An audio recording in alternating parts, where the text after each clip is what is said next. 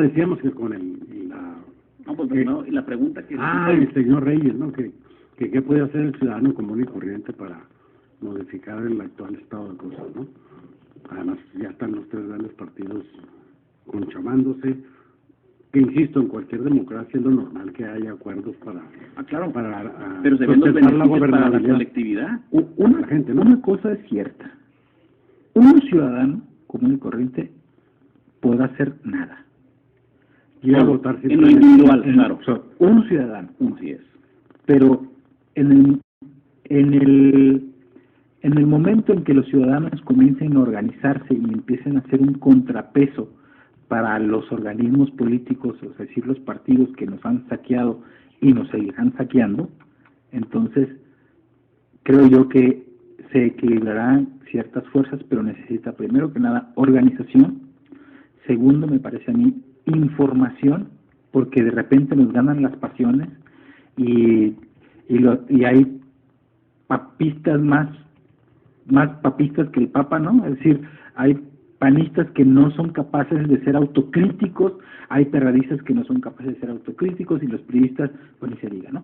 Entonces, empezando por ahí, estar informados, ¿no? E información significa no un solo medio, significa muchos medios, porque nosotros también sabemos que los medios tienen sus tendencias. No, claro, pero yo creo que lo que comentas es muy importante, ¿no? Que ha sido siempre la falla. O sea, el problema es el exceso de individualización en tanto cómo se quieren resolver los problemas que ya de por sí son problemas colectivos, ¿no? Y que la única forma para resolver esos problemas colectivos es organizándose, es realizando acción colectiva. Pero precisamente ahí es donde está el problema. La información a la que te refieres ya no solamente es la información que adquirimos a través de los medios, ¿no? Yo que una de las cosas que tiene el ciudadano ante sí es el reto de entrarle en una dinámica de reeducación de las propias juventudes, que son al final de cuentas las que se han visto más individualizadas, algunas más alejadas de esas acciones colectivas.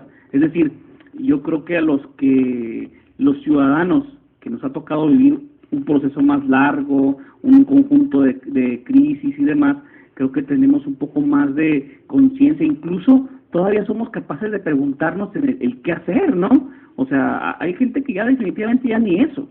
Yo creo que eso es importante, que los que ya nos tocó, los que tenemos cierta experiencia, podemos entrar en un proceso de reeducación para las juventudes o para otros públicos que requieren el asunto de cómo organizarse colectivamente. Y no me refiero a la organización colectiva que lleve al extremo de las armas, ¿no? Sino a esta organización colectiva que lleve a resolver de una manera más directa los problemas colectivos que tenemos. Ahora, habrá que advertir que ese desencanto, ese enojo, ¿no?, que está muy generalizado en ciertas capas de la comunidad, de todo el país, ¿no?, no es de largo aliento, no permanece. Es decir, creo que los mexicanos tenemos un problema porque nuestra memoria histórica es demasiado corta, ¿no? Esa es una. Pero también nuestro enojo o la fuerza que se nos lleve a generar nuevas dinámicas de participación colectiva, el impulso es demasiado breve también. Dura muy poco, ¿no? Sale una entrevista en el periódico Reforma el domingo de los líderes del movimiento 132. Que el 10 de mayo creo cumplen un año, ¿eh? Bueno, y ellos dicen una cosa que queda muy claro aquí, dice, el problema del movimiento, a pesar de que tuvo mucho empuje, fue que se quedó en un desahogo en las redes sociales. Y electoral, ¿no? Y por motivos electorales. Y no se concretó en la movilización. Parece que, y lo dicen así, que la fuerza de los movimientos civiles está en salir a la calle, en tomar la calle, eso dice. Claro, en hacer lo que le llamaron en los 80 esa famosa resistencia civil, ¿no? En los 60 también. Claro, desde los 60, pero ya en los 80 no se daban esas marchas tan consuetudinarias como en los 70 o 60, pero sí había esta cuestión de la clase media, un poco más acomodada, un poco más conservadora, que hacía resistencia civil, ¿no? Desde detenerse en los cruceros, en el automóvil, etcétera. Fue una bandera del panismo.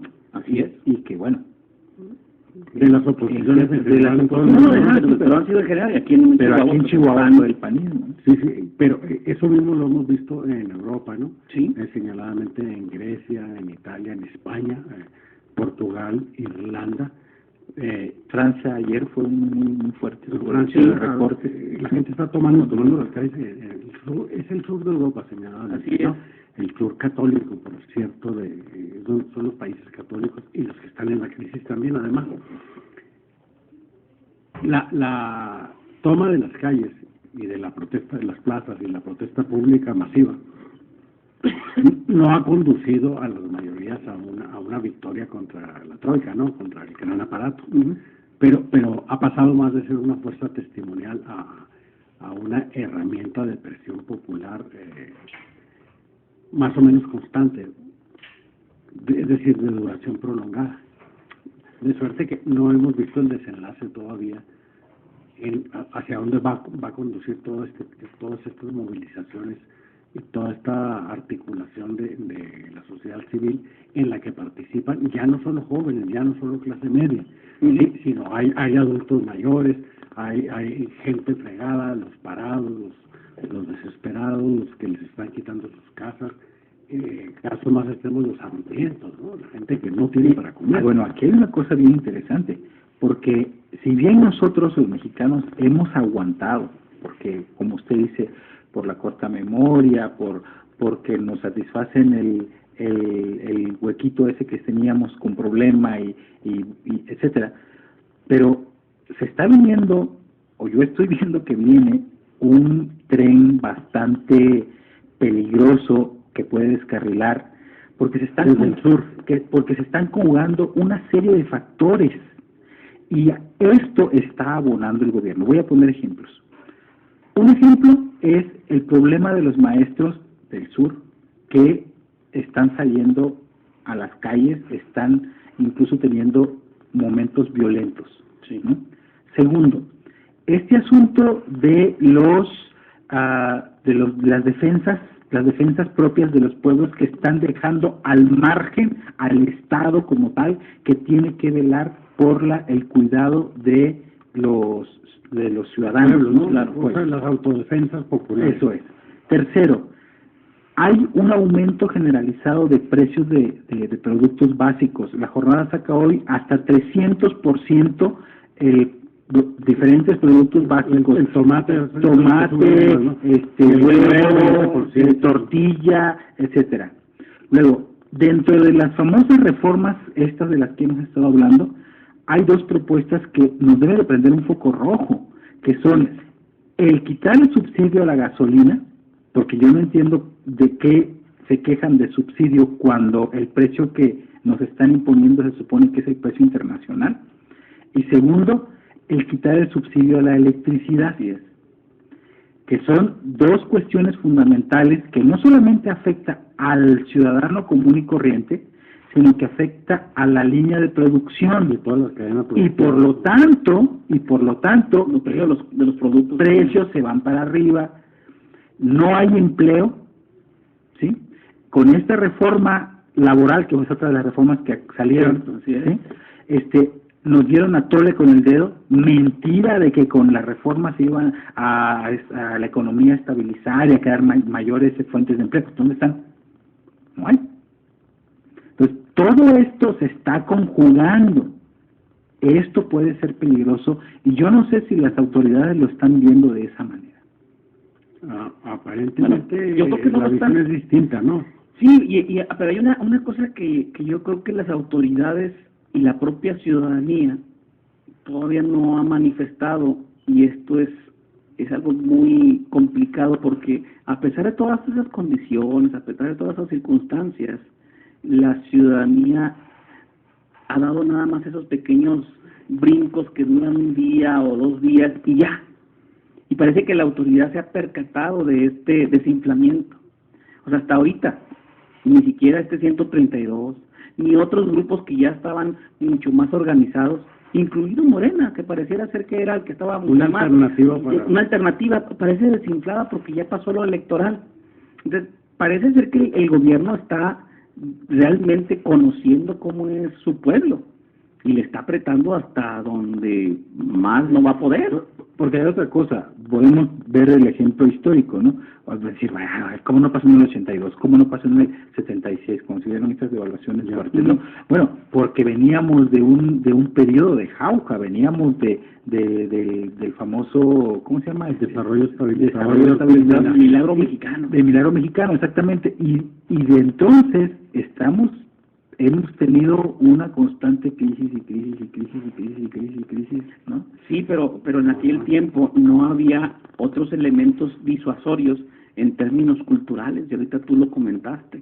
O sea, el asunto es que ahora se ha individualizado tanto a la sociedad que bien se puede extraviar con mucha facilidad, ya no solamente en la televisión, sino en las redes sociales, en el Twitter, donde sueltan una palabrota o algunas ideas y ya se acabó, ya se calma. La presión ya no, exactamente, ¿no? ya no salen a las calles a manifestarse, a expresarse de esa manera con toda esa energía y ese coraje. O sea, lo hacen en otras instancias que realmente no tienen gran impacto. O sea, y el gobierno dice, bueno, ya me presionaron en esto y suelto cualquier cosa, una pizcacha, pero lo fuerte se sigue manteniendo, o sea, seguimos pagando los costos. Y salvo quejas excepcionales. Pero pues son quejas al final de cuentas, ¿no? De unos cuantos. Y si uno o 10 se ponen muy quejosos, pues hay varias formas de aplacarlos, ¿no? Los mandamos a eliminar, los invitamos a que se vayan al exterior, o le mandamos un cañonazo de 50,000 pesos, ¿no? ¿Qué